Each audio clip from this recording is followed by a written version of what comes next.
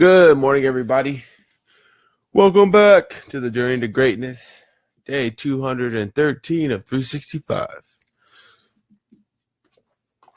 With David McDonald, the GOAT.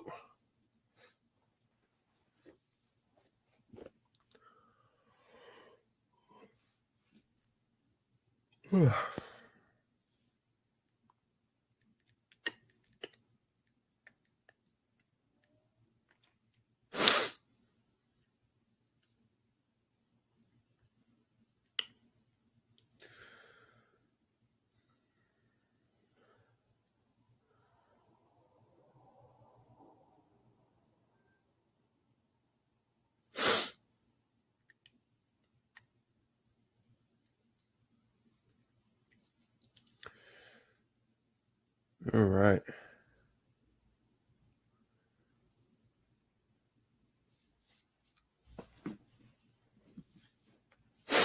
Okay, I'll see you guys on the other side.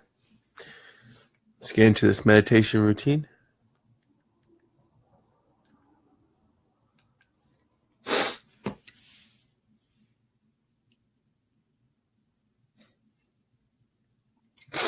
Morning, Liz.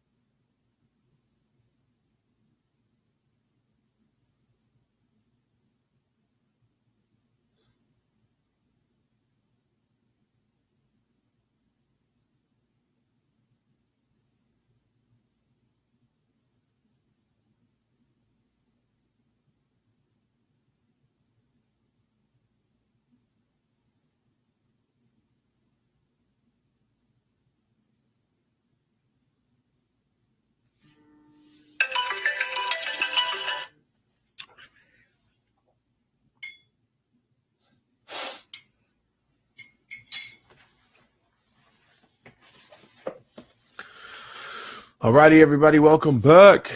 So we just finished our meditation routine, and now we're getting into our reading routine. So I will see you guys on the other side. Good morning, Auntie. How's it going? Robert, good morning. Good morning.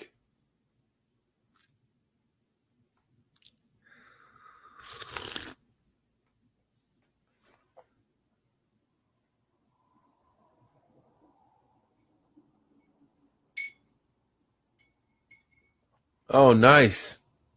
Where are you, Robert?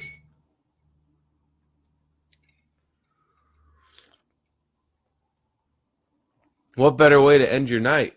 Then you can meditate. That's actually a really good time to meditate is that night right before you go to sleep. Okay.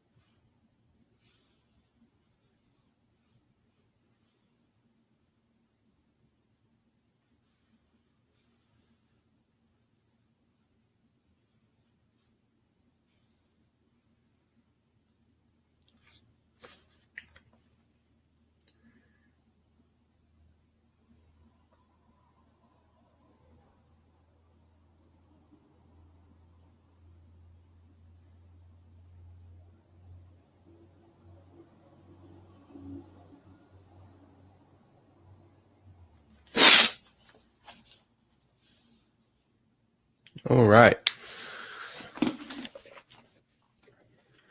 I was really pushing hard to get to the next chapter here.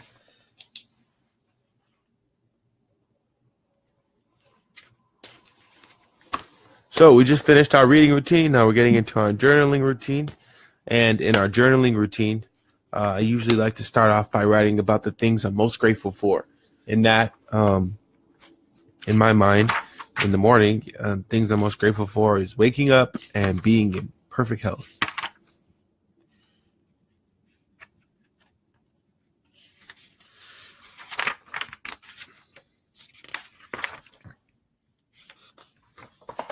So with that being said, I will see you guys on the other side.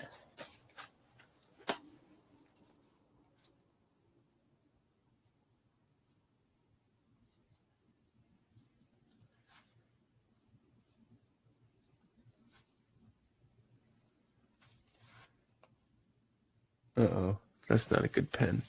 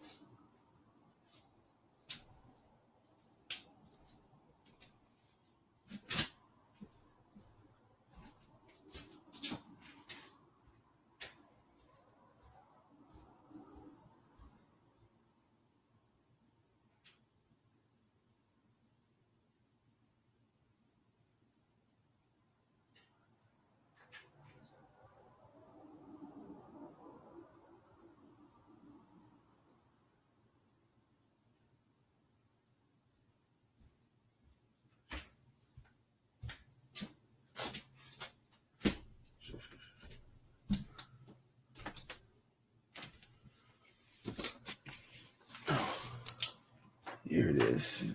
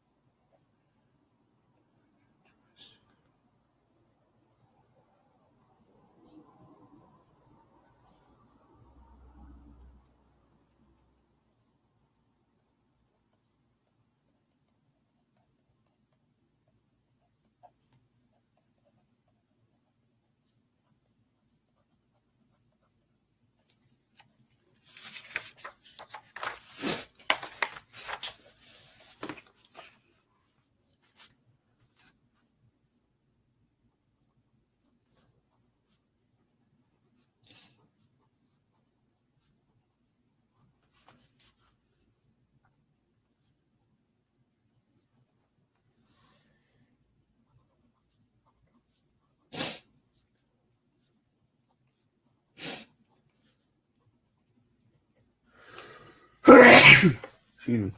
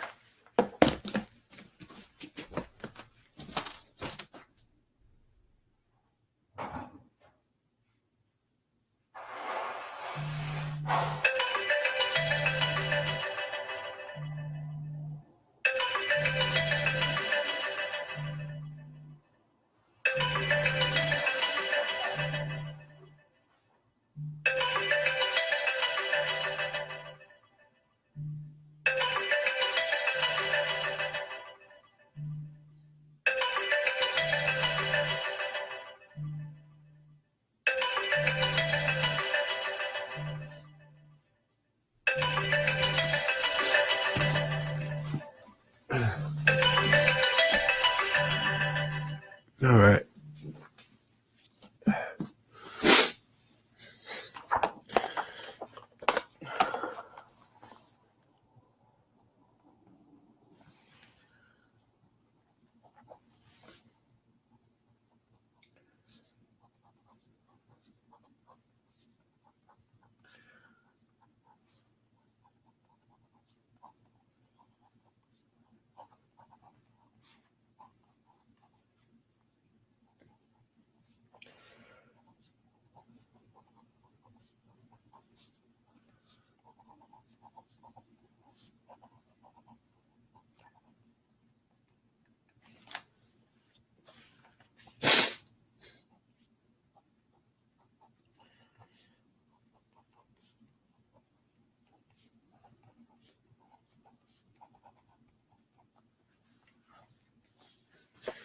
All right.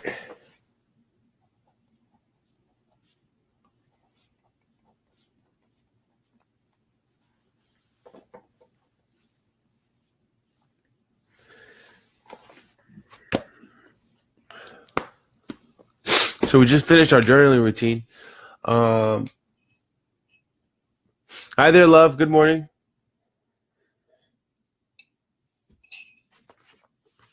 And we're gonna get in. We're gonna jump back over here into our book. So we just got to chapter 4, and yesterday we talked about a number of things. Today, Eckhart goes into going beyond your ego, your true identity. So discovering your true identity. And he defines what it means to have a spiritual realization. Spiritual realization is to see clearly that what I perceive, experience, think, or feel is ultimately not who I am, that I cannot find myself in all of those things that continuously pass away. So again, to the point of, and we're going to continue to go over this over and over and over and over again until it's cemented into our heads. For that matter, every single time the author talks about it, we'll just talk about it. So he keeps mentioning that we go back to the same idea that we can either live a physical or spiritual life. The things that we experience on a daily does not define who we are.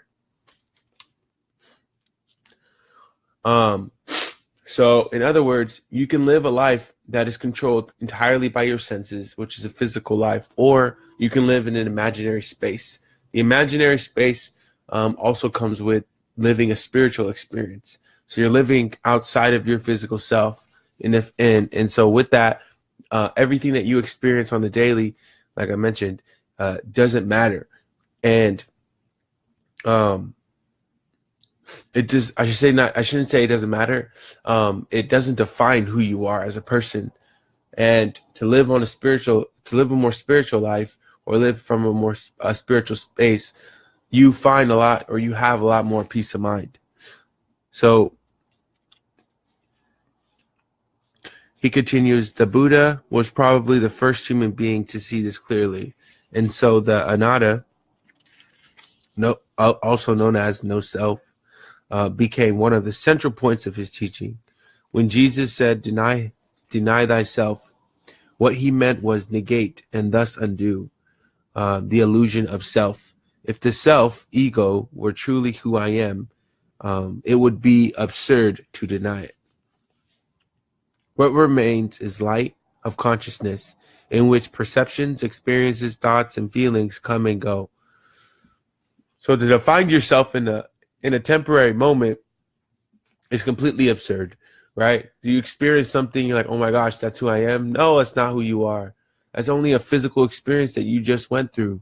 Who you really are is who you deep down inside are, which you come to through enlightenment, which you come through taking time to know who you are, to love yourself unconditionally.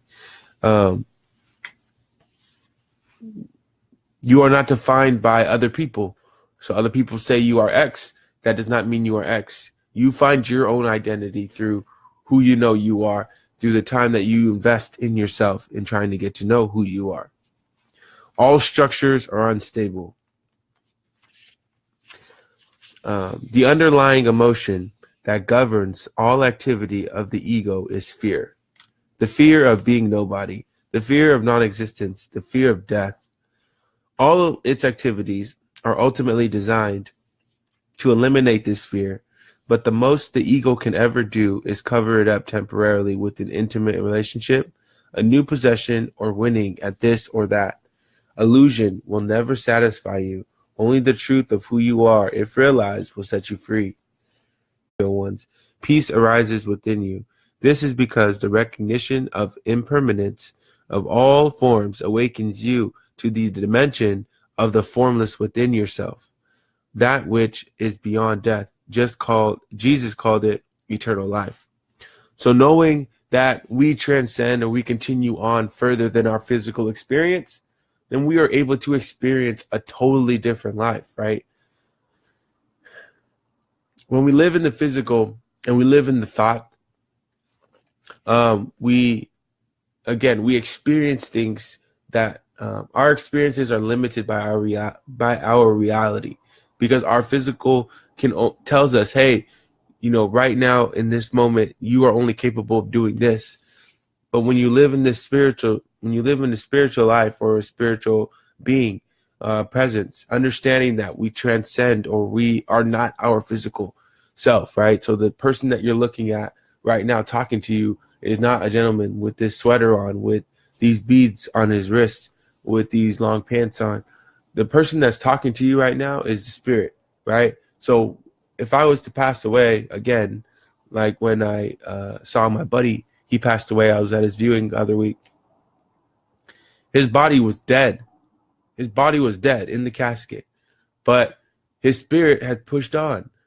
And so that's the thing. Like, I hope that's a good visualization, because it's like, if you live in the physical, then, in the spirit, then you are able to recognize, the characteristics, the emotions, the feelings that the body experiences, that then tries to internalize and say that's you.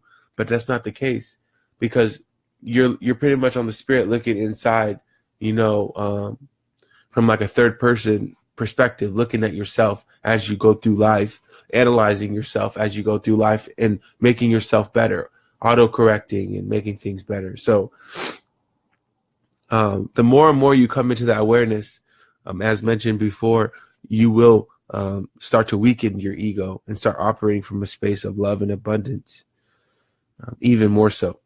So the ego needs to feel superior. Remember, the moment you become aware of the ego in yourself, that emerging awareness is who you are beyond the ego, the deeper I. The recognition of false is already the arising of the real.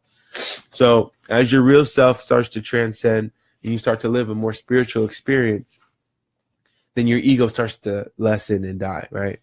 And it doesn't, I don't know if it ever completely goes away. I haven't read that, but I don't know if it completely goes away, but at least you being aware of it helps you keep checks and balances with it. Many people are addicted to gossiping, partly for this reason. In addition, gossiping often carries an element of malicious criticism and judgment of others, and so it also strengthens the ego. Through the implied but imagined moral superiority that is there whenever you apply a negative judgment to anyone. If someone has more, knows more, or can do more than I, the ego feels threatened because the feeling of less diminishes its imagined sense of self relative to the other. It may then try to restore itself by somehow diminishing, criticizing, or belittling the value of the other person's possessions, knowledge, and abilities. Or the ego may shift its strategy, and instead of competing with the other person, it enhances itself by association with that person if he or she is important enough in the eyes of others. Okay. So what he's suggesting here is that the way that we tie all this into how we live, right, is when we feel intimidated by somebody else's presence, knowledge, experience, expertise, this, that, and the other, then that may trigger something within us to later on go and talk about that person behind their back because they want to, because your ego wants to feel like they are still in control. Or when you're there, you might try to slip something in like, oh, somebody's telling you about a successful venture, then you start to go try to tell them about your successful venture to try to level up or be at eye with them. But that's not what it's about. And how that ties in is when you start doing that, you should knock on your own brain and say, hey, that's the ego trying to overstep or take the light away or take the power away from this person. If that's your motivation, if that's your come from, then you're purely operating from an egoic perspective. So the other way to do it is that the ego may shift its strategy to feel like it's in control and try to say by association it is qualified or it is earning attention or taking attention just by being associated with someone. So a good example would be like celebrities, for example, right? Or like pro athletes. Some people hang out with pro athletes simply because they're famous, right? They have this clout of energy and people who have, they have fanatics. And my allergies just kicked in like this. And so they try to kind of lure in the limelight with just by association with that person. And sometimes called trolling. No. And so the ego may shift its strategy, and instead of competing with that person, they pretty much will enhance itself by the association. And that's why a lot of athletes, I feel, they usually stick with like close group of people, because there's a lot of energy suckers out there who just want the association so they can butter themselves up. So ego and fame, the well-known phenomenon of name dropping, the casual mention of who you know, is part of the ego strategy of gaining a superior identity in the eyes of others, and therefore in its own eyes through association with someone important. The bane of being famous in this world is that who you are becomes totally obscured by the collective mental image. So two things there. Again, when you see it, it's just a point of reference. So you're not that person, right? So you could check yourself. You're saying, okay, am I that person? And do I do those things? Am I operating from an egoic perspective? Am I, how am I performing on earth? And then you use it as a check, right? But this information also is going to be helpful when you see other people and you come into your greatness and you start to excel and proceed forward. You're going to feel it. You can know, being a genuine person, what it feels like for somebody to just want to be around you for the association. They themselves may not know that they are not interested in you at all, but only in the strengthening their ultimate fictitious sense of self. So the collective consciousness tells us you are so important because whatever. And we internalize that message and we carry that with confidence, right? But at the same time, these people, whoever they may be, may come into your space and only want to be there for the attention, for the limelight, right? But they don't really know that they're doing that because they may not be in contact with their spiritual self, right? Their enlightened self, their awakened self. They're still living a physical experience. So the more and more we get to know ourselves, the more powerful we are in identifying people's motives, right? But without judging them, giving them the space to be who they are, through the natural introduction of, hey, I like you. I think you're a good energy. And then allowing them into your space. So whatever filters or whatever process you have in place to making sure the people around you are sound, you do that. But then let's fast forward to the moment where you invite them into your house, around your family, this, that, and the other, then at that moment, you give them the chance to perform without a judgment, without a preconceived thought or idea of how you think they're going to perform. You just allow them to be. So, and then during that time, you will get to know the true goal or measure of where their come from is. So the absurd over-evaluation of fame is just one of the many manifestations of egoic madness in our world. Some famous people fall into the same error in identity with the collective fiction, the image people in the media have created of them, and they begin to actually see themselves as superior to ordinary mortals. As a result, they become more and more alienated from themselves and others, more and more unhappy, and more dependent on their continuing popularity. Surrounded only by people who feed their inflated image, they become incapable of genuine relationships. So then he goes into Albert Einstein being super humble and pretty much not feeding into the ego. So like everybody wants to be famous. Pause. Not everybody wants to be famous. For a lot of people, they want to be known. They want to be famous, right? And that's great and that's cool. But at the end of the day, fame can do one of two things. It can either enhance what you have going on, or it can be a very stressful, life-threatening thing. And so the biggest thing, as everybody out there who rises in their place, in their position, in their work, the number one thing to remember is that even though you are rising and people are identifying and saying, hey, I think he's great for this, or I think she's great for that, and you get more and more clout, just remember and remind yourself to be humble. And then through that humility, you'll continue to be grounded, and then you won't start to identify yourself in the collective conscious. Before you started, you were there alone with yourself.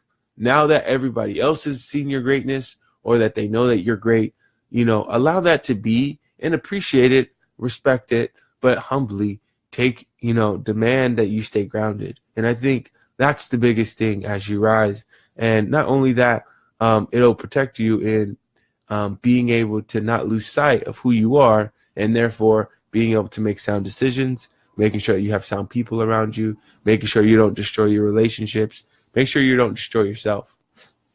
And so with that, we will end.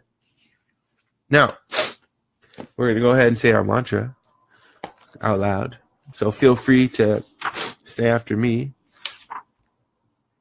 Oh, man. This is my life. I am aware. I take responsibility for my reality and thoughts.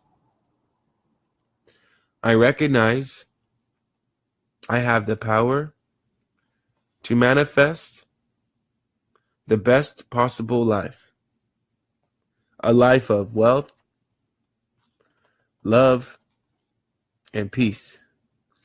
I truly believe I have zero limitations. I trust my instincts, God, and universe. I am ready to transcend. I have arrived. And so it is. All right, guys. Everybody who jumped on the messenger board, good morning. Thank you for jumping on. Good morning, Dennis. I see you. Good morning, Jason. I see you. Good morning. Good morning. Hope you guys have an excellent day today. Everybody who's at home watching or on the road watching, thank you for sending energy through the camera. I appreciate it 100 million times over.